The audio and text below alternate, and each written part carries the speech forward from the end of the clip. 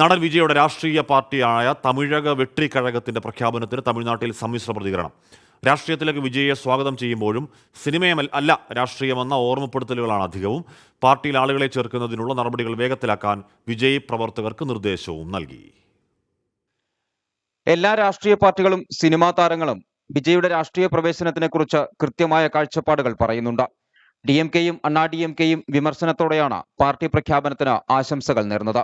2026 തെരഞ്ഞെടുപ്പിൽ ആര് പുതിയ പാർട്ടിയുമായി വന്നാലും അണ്ണാ DMK-യെ തകർക്കാൻ കഴിയില്ലെന്ന് മുൻ മന്ത്രിയും ADMK മുതിർന്ന നേതാവുമായ D. ജയകുമാർ പറഞ്ഞു.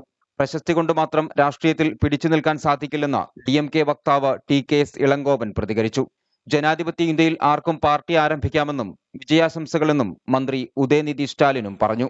വിജയുടെ വരവ് രാഷ്ട്രീയത്തിൽ ആരോഗ്യകരമായ മാറ്റങ്ങൾ ഉണ്ടാക്കുമെന്നാണ് കോൺഗ്രസിന്റെ നിലപാട്.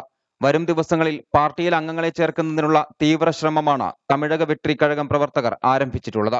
ചുരുങ്ങിയ ദിവസം കൊണ്ട് 1 കോടി പേരെ പാർട്ടിയിൽ ചേർക്കാനാണ് വിജയുടെ ആഹ്വാനം. ജനങ്ങൾക്ക് ഗുണകരമാവുന്ന രീതിയിൽ രാഷ്ട്രീയമാണ് മാറേണ്ടതെന്ന നിലപാടാണ് തമിഴക വെട്രിക്കഴകത്തിലൂടെ വിജയ് പറയുന്നത്. 24 ചെന്നൈ.